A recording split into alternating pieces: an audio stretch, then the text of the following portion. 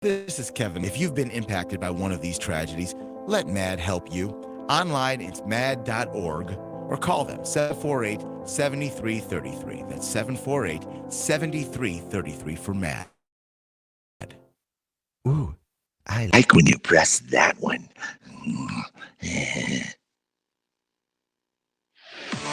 This is Sports Talk with Phil Kornblue, Chris Bergen, and Pat Daniel. Talk is the state on radio affiliates of the Sports Talk Media Network and is streaming live on sportstalksc.com, as well as Twitter, Facebook, and YouTube. The South Carolina Education Lottery lucky number to call in is 888-898-2525. That's 888-898-2525. Now, here are Phil, Chris, and Pat with tonight's edition of Sports Talk. All right, good evening, everybody. Welcome into Sports Talk here on Sports Talk Media Network. It's another major weekend in the golf world, and thus we are located at the home of the majors here in Columbia. We are at the Players Club, downtown Columbia, on Main Street. We invite you to come out over the weekend, enjoy what they have here at the Players Club, take a look at it, get signed up for a membership if you so choose. Have a nice meal at the main course restaurant downstairs. Go across the street, enjoy one of their other restaurants. They've got this side of Main Street in Columbia locked down, and we're here because of the U.S. Open, which is underway in San Diego. They had about a 90-minute delay this morning because of fog, so everything is running way behind. But that means for those of us on the East Coast, we are going to be treated to some great prime time live golf with some of the best players in this field. As we went over the tee times earlier this week, we noted that many of the top names will be going out later on day one, which means you're going to have plenty of prime time action with guys like Dustin Johnson, who is just now teeing off on number one. I'm joined here in our 18th tower at the Players Club. You have to have a little imagination, George. We're here at the 18th tower at the Players Club with our own view of La Jolla and the beautiful golf course there just outside of San Diego, Torrey Pines. George Bryan III, the Sports Talk golf instructor and golf analyst, is alongside. How are you, sir? Oh, I'm better now. I get renamed each visit, and we are in the tower, Yes. the Players Club. So anybody out there, it's Why are you whispering? Why are you whispering? 1626, because this is how we have to do it in golf. It's kind of like the golf club, but 1626 Main Street, downtown. And, hey, it's pretty cool here. One correction, though. Yeah. Not a serious breach. This is just a small infraction. We don't have a little imagination. Our imagination is gargantuan. It is. It is. And it grows with each show. It is beyond That's description. The neat thing about when we get together, Phil, your game grows. It just gets better and better and better. What did I shoot today? Well, it was low, especially right after you went to sleep.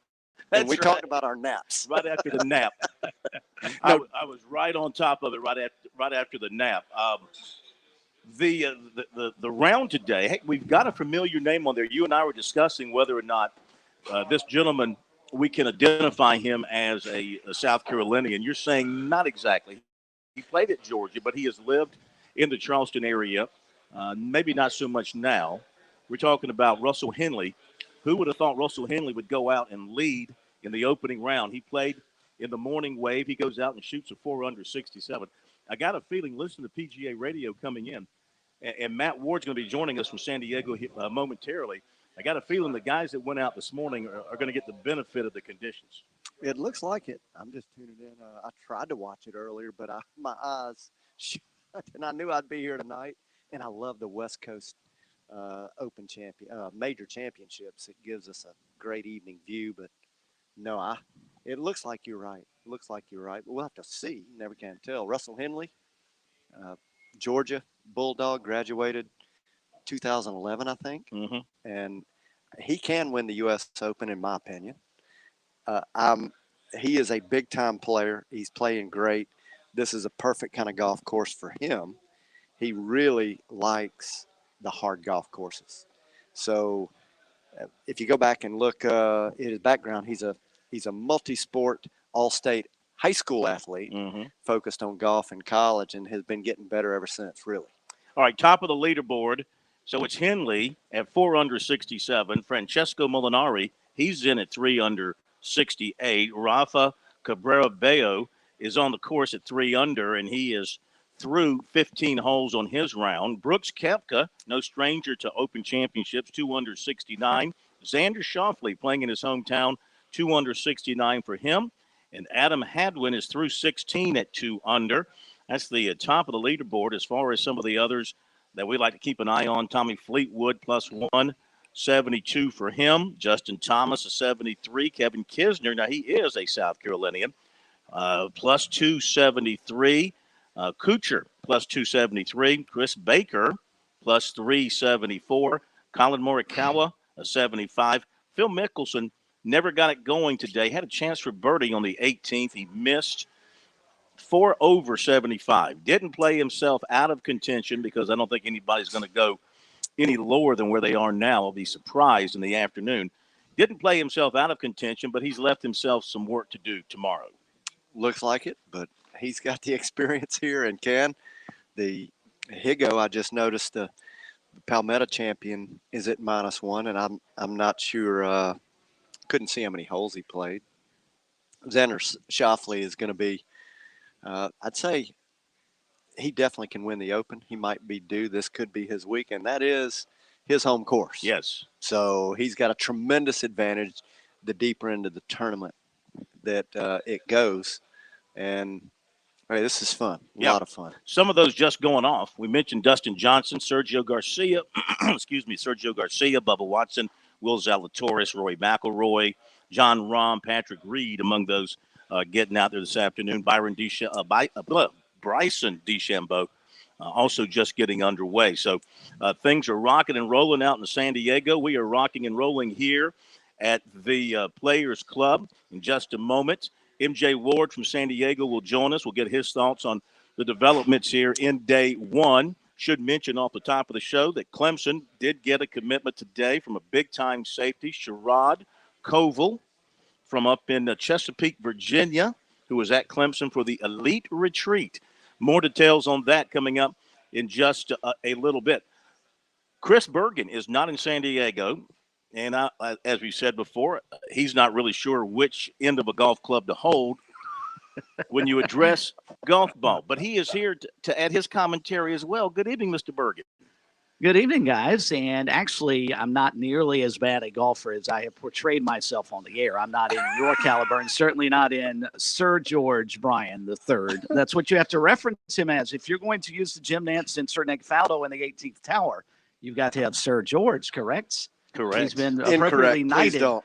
at least here by Sports Talk. But good to have you guys with us. It's going to be a lot of fun here the next couple of nights on the show to have actual live golf going on as we speak. And I think you're right, Phil. I think as the afternoon progresses and the winds kick up, that was one thing Brooks Koepka chatted about following his round today. He said it got much more difficult as the winds kicked up out there. And I'm guessing Torrey Pines, that's probably one of its biggest benefits and something that helps make that golf course and adds teeth to it is the wind. So when Matt joins us here in just a second, he can probably speak to that a little bit better. But that was one thing Koepka certainly referenced was the winds picking up made it considerably more difficult than it was when he first went out on the course earlier today. Well, let's go to La Jolla, California. Let's go out to Matt Ward outside of San Diego as he joins us live from round one of the U.S. Open. Of course, Matt was our man on the scene at the PGA Championship at Kiowa along the Atlantic Ocean, and now he is along the Pacific Ocean. The man is, I don't know what you call that, transcontinental or something like that, from one end of the continent to the other. Yeah, that too. Matt, welcome in. How are you? Good to speak with you guys. And this is not my twin brother tonight. This is the real Matt Ward. This is like, what's my line? So you're speaking to the right one tonight, hopefully. We are happy to have either one of you because either one of you can handle the task as has been proven. So we had some fog out there this morning, delayed things, about 90 minutes? So they're running a bit behind, but it looks like a beautiful afternoon. And listening to the guys on PGA Tour Radio, they're talking about the greens getting a little more crusty here this afternoon, which is going to make it more difficult for the guys in the afternoon wave? Yeah, I think when people are watching the telecast, one of the things that you really don't see unless somebody brings a camera in very tight and you're able to see it. When Reese Jones, I just did an interview with him not too long ago. He was the architect who really was bringing Torrey Pines up to speed when it first had the Open back in '08. And the term that he uses, which I think is a very interesting term, it'll be interesting to see if the telecast with NBC does this, is that the greens at Torrey have greens within the greens. And what that means is that if you land on the green itself, you're going to be going through a series of different contours in order to get to where the pin is located. And the other terminology that Reese Jones provided to the golf course is what is called tongues. And what that means is that there's slivers of green that can be pushed behind bunkers, and the angle to the approach that you'll play from the fairway, it's really imperative that you get into the right position off the tee, because everything then starts to work backwards. If you're not in the right position off the tee, that you then have to compromise what your approach shot will be. And then, of course, then you're going to have to decide how aggressive or how conservative you want to play in order to get out of there with a par or not make more than a bogey. And I think you could see some of that today with Phil Mickelson's play. I mean, Phil was really doing everything he could to make sure that he could minimize exposure, because when you're not in the right position, that's when things happen.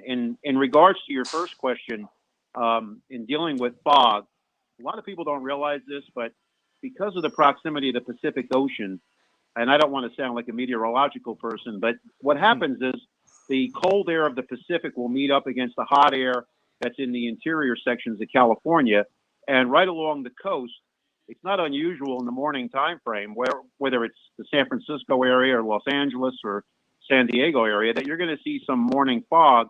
And if you went in about 2 miles interior, the sun was out perfectly. But the delay of play has going to have some impact. Now, there's two trains of thought to this. If you have finished your round like Brooks Koepka and Xander Schauffele did, you're not probably going to be seen again playing probably until sometime in the mid-afternoon tomorrow, because they're going to have to play catch-up. The guys who are going out this afternoon in the afternoon wave, they have to finish. They're going to have to finish their round today, and as a result of that, then they're going to have to come back out in the morning, and they're going to have to start that all over again. So there's two trains of thought. Some people think that it's best when you get the round in, if it's a good round, you have time to basically get as much rest as you can. On the other side of the coin, there's those who feel if you go off late in the day, you have to come back in tomorrow morning. If you can get some momentum going, you can actually make a good run at things and have your round get completed so you're back on schedule for Saturday's round. You can argue this back and forth, but the reality is that the golf course is playing, I think, as ideally what the USGA would like to see it be. Nobody is going to get under par on this golf course unless they have the complete game in order to make that happen. Well said. Hey, George Bryan here, Matt. How you doing? Nice to talk I with was you. I was watching the telecast that I've just discovered is like that response. It's a bit delayed compared to our internet. You're seeing some shots that aren't live. Like they were showing some Schauffele. He's already in at 69. Yeah, they're showing some highlights. Yeah. And so, hey, that is one of the most beautiful, and TV can't do it justice, and we're watching it on TV, and Matt's obviously there live. The elevation is something else. I've been there. The elevation is just terrific. Are you seeing the folks flying around through the air and the kite, whatever you call it, parachuting, wind sailing? Can you see some of that, Matt? I've had some people even ask me, and they'll say, by the way, what's going on out here today? And it was like, folks, did you not get the memo? I mean, it's called the U.S. Open. And it's like, that's very nice, but, we're going to go do our thing, whatever that is. The thing that's really important for the USGA and for Torrey Pines, I didn't mention this last night, is that when you have a West Coast site, because of the 3-hour time differential with the East Coast, you will have the leaders go off on Saturday and Sunday, roughly around 2:30, 3 o'clock in the afternoon. And that means on the East Coast, you're going to be seeing those rounds in prime time. And the USGA is going to be the beneficiary of that because advertising rates are going to go up. And it would not surprise me, unless the tournament turns out to be a really dull affair, that the overall ratings that the U.S. Open will pull in will be far greater than, say, what they would be if it was an East Coast site. I mean, clearly, when you don't have Tiger in the mix, the ratings are impacted. But having primetime viewership of the U.S. Open, which means it probably will not conclude until sometime around 9, maybe 9:30 on Sunday evening, depending upon how the championship plays out. And there will not be an 18-hole playoff like there was in '08. If they go to a playoff, it'll be a 2-hole aggregate situation. And if it's still tied, they'll play sudden death from that point. So I fully anticipate that by Sunday evening, you're going to have a U.S. Open champion. And some great TV ratings, like you referred. I obviously you missed Tiger Woods being there, but the prime time, and if you got some of the big boys, like if Mickelson can get it going, if Koepka's up there once again, if DeChambeau is hot, Rory just got off to a birdie start. If he can be there, if Dustin Johnson can be there, you got enough. Obviously, you got enough worldwide marquee names in there to make it fascinating. If there's enough in the mix come late Sunday. What about Mickelson today? I know it had to be a disappointing round for him. His first round, I think this is his first. Was this his first round since the PGA? Had he played between then and now? He honored his commitment to play a Colonial. That's right. And he missed That's right. Yeah, he missed the cut there. But I think people have to be realistic. I mean, you're talking about. I mean, not to take anything away. The stars have to align correctly for anyone at any age to win a major championship. When you get beyond 40 years of age, and now you say somebody's 51 years of age, because Phil's birthday was this past Wednesday, the reality is, there's going to be a lot of difficult things to really get going, when you're in that category. I mean, if you don't get off to a decent start, there's a lot of self-imposed pressure. And I think more than anything else, the U.S. Open has kind of been, it's sort of like, the tale of Captain, the captain and Moby Dick. That's his whale. He's been chasing that whale since he came out in 1999 at Pinehurst when he lost to Payne Stewart. He's had 6 runner-up finishes in the tournament.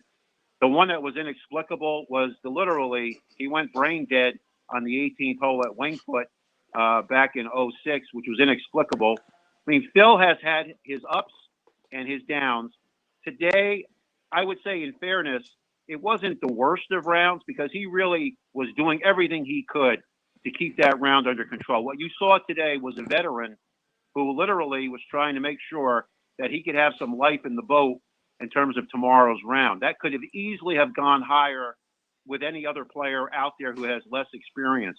But in fairness, a U.S. Open is going to literally expose weaknesses in your game. And if you don't get in the right position at Torrey Pines, if you get out of position, you then have to be able to understand that you're going to have to take your medicine, and you're going to have to realize the famous line that Clint Eastwood made in one of his movies from Dirty Harry fame: a man's got to know his limitations. And when you're out, and when you're out there, if you don't know your limitations, as they say in the movies, it will be explained to you in short order. Matt Ward with us from the 121st U.S. Open. Russell Henley right now the clubhouse leader at -4. And, Matt, I wanted to go back to your point about the change in format of the U.S. Open, and should we get to a playoff, the Woods mediate playoff notwithstanding, I always thought having to play an additional 18 holes was the most ridiculous format that golf could have ever come up with. And in 2018, they made the change to what you referenced, the 2-hole aggregate playoff immediately following the round. I think that's so much better. How much, in your mind, though, do you believe television influenced that move? Well, I think it was everything because, I mean, let's be honest with you. If you have Tiger Woods in any playoff, the networks will be interested in covering it. But when you start to get, and I don't want to be, a downer, but if you get people who are nondescript and they get to a playoff and you said, hey, look, we have to give you 18 holes of this in prime time, the networks are going to say, that's not going to really do it for us. The thing that really tipped the USGA in going to an aggregate format was the Open Championship across the pond was really smart in moving ahead with this years earlier. And it became obvious that an 18-hole playoff, generally speaking, is usually anticlimactic. It does not usually work. Usually one player is much better than the other player. And essentially what you're looking at is a match that has essentially come to an end after a few holes. And at that point, everybody starts tuning off. The other factor is logistically, you have to bring everybody back. The volunteers have to come back for another day. You have to have everything ready to go. So, I mean, without question, television in this case, it's not always that case, but in this particular case, certainly put some pressure. I know the USGA, probably could have done this sooner, but the reality is it works for everybody to have the championship conclude on the final day. There's no question about it. And I think it'll be great for this event that if that should happen, it'll be in prime time, which would be the ultimate best for everybody. Yeah, I think you're exactly right. And a great point, Chris. I think was the right move back in 2018. Mm-hmm. Matt, we appreciate it very much. Enjoy you got a long day ahead of you, even though you're 3 hours behind us. You'll catch up with us and more because you got a lot of golf to watch out there this afternoon. And we'll talk to you again tomorrow night. Thank you for being with us. Guys, always a pleasure. Take care. Thank you, Matt. Matt Ward, live from San Diego at the U.S. Open Torrey Pines, where the play is continuing. We've seen some nice shots here from this group of McIlroy and Rose and Johnson. That's a heck of a group to have playing together. A group, not a pairing. You can't. Can you say pairing with three? I always confuse myself with that. I'm used to saying pairing. Pairing usually relates to two, doesn't it? Can you have more than two in a pair? Well, a pairing. A pear is a sweet piece of fruit that grows on a tree. By the way, we have some breaking golf news. We're going to break right now. This is serious news, and we've sat on this because we were told to for a little while. You might have noticed a couple of weeks ago at the Palmetto Championship, there was no Wesley Bryan. There's been no Wesley Bryan on the golf tour for a little while. I know his fans around South Carolina and around the country are probably wondering, just why. And so we got Daddy-O here to break the news as to why Wesley Bryan didn't make a run to qualify for the Open, wasn't at the Palmetto Championship and other events. Yeah, he was playing really good and made a golf swing while he was home in between events and stretched out a tendon that pulled out of a groove, and so he got that fixed. Had to have a little repair. So he's got a cast. He'll be back in 3 months, and it's one of those things that tough break. Timing's not great, but he's a young fella. He's in great shape, and his game is great. So he'll get to spend a couple of months home with his brand new family, Winnie and Hadley, and lovely wife Elizabeth, and they get to see him every day. Does he, being so young, does he worry about the fact he's had this little run of injuries he had the shoulder surgery, now just bad luck, I guess? Or was this something the way I look at everybody in professional sports, it doesn't matter which league you go to, the number one enemy is injuries. Now, that's not talked about, but it doesn't matter what sport. So they're all these are studs and studettes. They go at life hard. They're going to get injured, and in his case, he went through about 9 years clean. He turned pro in 2012, was in good shape, had a head-on car collision that only took him out of technically it didn't even take him out of an event. So he's very lucky to be alive, but that was the only little glitch that he had for 9 years of pro golf, 8 years of pro golf, 8 years of pro golf. So then he had, bam, the luck's not good, but he's going to come back. He's off in great shape.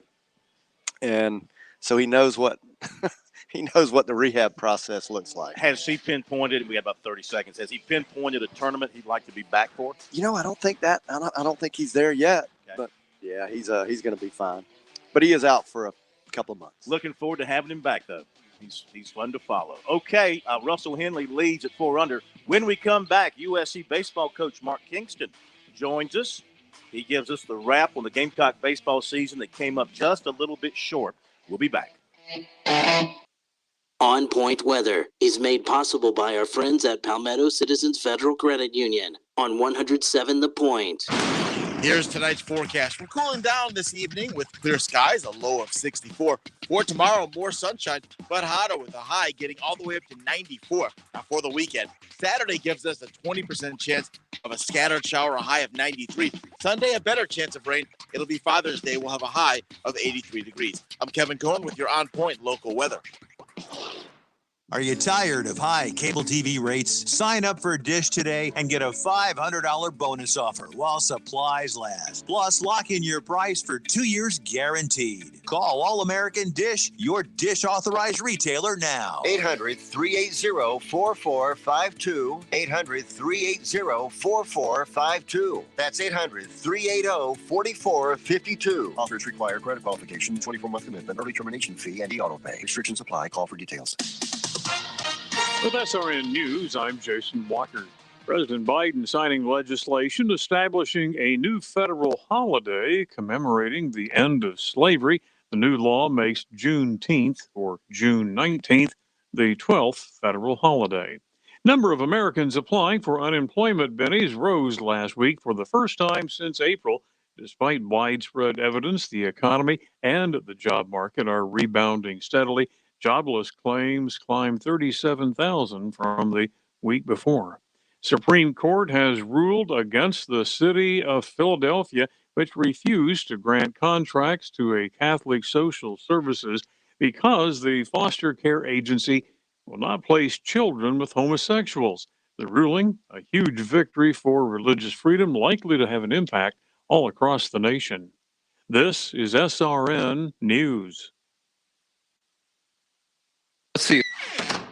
Oh, good, you're home. I need your help. Doing what? Replacing our old light bulbs with these new energy-efficient LEDs. Where did you get these? Dominion Energy. I ordered direct from their online store. LEDs for every room, all at huge discounts. Oh, really? Yes, really. And my 15-bulb order got us free shipping. Sounds too good to be true. See for yourself at DominionEnergySC.com. Where? DominionEnergySC.com. Certain restrictions apply. You ever notice there's a lot of foundation repair companies in the Midlands? Well, I asked my guys at TerraTech about this. Seems like 80% of the homes end up with foundation issues in the Midlands. It's just the soil around here. So how do you pick the right foundation company if you think you're having an issue? I always start by thinking local. I mean, think local always. Your home is your biggest financial investment. You want someone who's been here a while and isn't going anywhere for a while, and that's TerraTech. They're family-owned, they're AAA approved by the Better Business Bureau, and they are 100% local. They use the highest quality products, and they stand behind their work. And I'm not into scare tactics, no way. But goodness, this is your home. I mean, it's your castle. Walk around it. Take a look. If you see cracks in the foundation, just call TerraTech. They'll come out for free. No cost, no obligation. They'll tell you honestly if you have a problem or not. You can trust TerraTech to repair your home. You know I wouldn't say it if I didn't mean it. Online, it's TerraTechInc.com or call them 791-8888. That's 791-8888 or online at TerraTechInc.com. We've all come a long way together over the last year. Now we need everybody across Columbia to get vaccinated and put COVID behind us once and for all. COVID vaccines are safe, effective, and free. Everyone in the Benjamin family has gotten their vaccinations, even our youngest. Just like our family has done and like so many others across the Midlands, it's important to protect yourself, your loved ones, and your community. We're almost there. It's your shot, Columbia. Hey, I'm State Representative Chris Wooten. And I'm State Representative Micah Cassidy. Join us on Wednesday mornings at 9 a.m. on The Rep. We'll talk about everything that's happening at the State House and give you an insider's perspective. All from the General Assembly. So join us at 9 a.m. on The Point, 100.7 FM or 1470 a.m. Hi, this is Michelle Arnold, your host for Travel Buzz, every Monday from 9 a.m. to 10 a.m. on 100.7 The Point. We're here to make your travel dreams a reality. That's Travel Buzz every Monday morning at 9 on The Point. Is that crack in your windshield or your house bothering you? Have you been meaning to have it replaced but just can't find the time? Call Absolute Glass, voted Lexington's best glass shop for 12 years in a row. We repair and replace glass on all makes and models. We're the only local high-end auto glass specialist in the Midlands, and we'll come to you to make the process quick and easy. With new technologies and vehicles, we can recalibrate your vehicle back to new. Visit AbsoluteGlassInc.com to learn more about our auto, home, and business glass services. Just remember, if you can see through it, we can do it.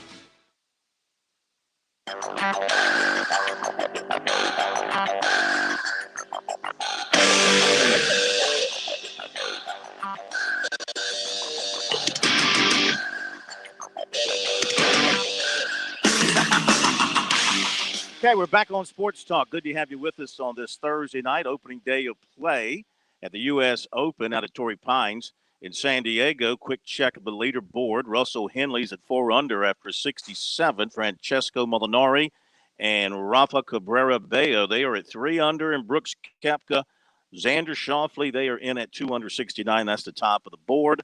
And we're keeping an eye on the group that just went out. It's a massive group of talent. Bryson DeChambeau's 1 under. Sergio's 1 under. Lee Westwood is even. Adam Scott's even. Zalatoris even. Dustin Johnson is even through 1. They just went off. Again, a 90-minute delay this morning for fog. That's why everybody's a bit behind. Kevin Kisner plus 273 for the Aiken native. Chris Baker plus 374 for him. All right, we go from golf clubs and golf balls to baseball bats and baseballs and gloves and cleats. They're put away for another year at South Carolina a couple of weekends ago when the Gamecocks fell in the regional at home to Virginia. We have Coach Mark Kingston with us now here on Sports Talk as we wrap up the season with him for the Gamecocks. Good to have you with us once again, Coach. And you know, you've had a little bit of time now to kind of digest the season you just completed, and you made postseason, which I'm sure is the goal at the beginning of the year, to get to the NCAA tournament and see if you can get hot like Virginia did and make that run. That didn't happen, though. You were definitely knocking on the door. 1-run losses, those can be, as you know, those are painful. They're no different than 10-run losses, I guess. But you were right there, had your chances, just couldn't get over that hump. Yeah, you know, every year the goal is to put yourself in a position to knock on the door to Omaha. We did that. We hosted. We had a lot of great series along the way to get us to that point. And then, as you mentioned, those regionals, especially in the 1-run games, the close games, they can go either way. And it's a break here, it's a break there. And we just didn't catch a break in our regional. 2 1-run losses, losing to Virginia, who obviously now is in Omaha. So that close, you know, which makes it a little bit tougher to deal with and to digest. And you don't get over it very quickly. It's still very disappointing for everything that was put into it and all the efforts and everything that team overcame. So it still is disappointing and still hard to deal with, but you know, you have to move on. You have to continue to focus on moving forward. You know, I've heard you earlier today when you talked to the mass media, and then after your last game in the regional, and you were asked questions about the season. And I mean, you could sum it up about your team, the 3 parts: fantastic pitching, excellent defense, hitting. Got off to a great start at the plate, and then things sort of tailed off. And then, of course, SEC play hitting was not real good for you up and down your lineup. Timely hitting, in particular, hitting with runners in scoring position, on base, all those kind of things. The numbers weren't great. And I know the fans would like to probably ask you, if they had a chance, is, you know, what can you do about that? How do you just improve the offense moving forward going into the next season? Well, there's a million ways you do it. You do it with, you know, improved approaches. You do it by evaluating how the hitters are being trained. You do it with the continued growth of the hitters that will return. There's a lot of different things that will go into creating a better offense. I'd like to see us be a little bit more balanced from a speed power standpoint. I'd like to see us be more balanced from a left-right standpoint. I think by the end of the season, especially the second half of the SEC season, by the time we were facing the Arkansas and the Tennessees and those teams, there was a clear game plan that could be done against us, and we were very right-handed, and we were very power-oriented. And by the time you get to that point in the season, there's enough info out there, scouting wise, video wise, where elite arms know how to attack you. And I just think you've got to focus on being a more balanced offense. And like I said, it's got to be a balance of speed and power. It's got to be a balance of line drive hitters that are left-handed and right-handed. So that's something you continue to focus on. You try to continue to work on that through the recruiting process. And, you want to see that hitting be as good as the pitching and the defense were. Would you be more interested in your 22 lineup maybe to trade out a little bit of power for more speed, more hitters who will take pitches and get on base via walk and then turn that walk into a double, so to speak, by stealing a base? Would you rather go that direction moving forward in 22? I think with our league, the way the pitching is, the way the pitching has developed around the country at all levels, I think you have to have as many guys in that lineup to give you a tough at bat that's going to stretch the pitcher, that's going to make him use a lot of pitches and get his pitch count up, and be able to fight once you get to 2 strikes. We had some guys that could do that, but at times just not enough. And so, yeah, would you sacrifice some of our power for more complete at bats? Yeah, I think you would. At the end of the day, you just want to do whatever it takes to score more runs than the other team. So there are some power teams, there are some speed teams, there are teams in the middle. I think at the end of the day, balance is what the best teams have. Vanderbilt, probably the model for what you want to try to have offensively. They had power. They had the best center fielder speed guy in the country. And they had a lot of good, solid line drive hitters, and they had a balance of lefties and righties. And again, I think that's kind of in 2021 and moving forward, that's what you need to have. USC head baseball coach Mark Kingston with us here tonight to put a cap on the season on Sports Talk. And Coach, we had Monty Leon with us a couple of weeks ago after the Tigers wrapped up the season, and he was none too thrilled with where the Major League Draft is going to fall this year in the month of July, as opposed to when it normally occurs here in the month of June. How concerning is that for you with the later draft date, and how much has that perhaps changed the way you're trying to recruit this summer? Yeah, it is an issue. It's an issue. I talked to a scouting director yesterday. The pro teams are not any more happy about it than the college coaches. They're trying to figure out who it benefited, and he really couldn't figure out who it benefited other than maybe a couple teams in Omaha who would prefer to finish their season before the draft happens. But they ignored 98% of the people that it will affect more negatively by it being so much later. It's about 5 weeks later than it normally would be. So that's 5 weeks of wondering what's going to happen with your roster, knowing who's back, who's not back, and then how to recover once the draft hits you. And you might get real fortunate with the draft, and then you have to figure out how to whittle down your roster a little bit, or you might get hurt in the draft, and you've got to figure out how to fill those holes that you just accumulated. So the extra 5 weeks, I don't think was good for anybody, unfortunately. Do you have a feeling yet with your exit interviews and what you heard from the draft and all of that of the players eligible to return to you next year? Do you have a feel for maybe what that percentage might be of the guys who are going to come back? It's hard to say a percentage. I would say at this point, all the guys, the Carries, the Jordans, the Fars, the Clarks, the Allens, those guys, they're all hoping to be drafted in a good spot. And if they are, they'll turn pro. That's part of being in the SEC. The good players get drafted decent and they go pro. Where the decisions will be made is if you don't go in the first 10 rounds. It's a 20-round draft this year, so it's not going to go 40 deep, and you don't lose guys in the 30th round or the 28th round like you used to. So that could be a positive. But I think most of our guys are looking at it as if they get drafted in a good spot, it's time to go pro, and if they don't, then they'll make their decision on what they think is best at that point. Let's get the medical report. Do you have any guys that you know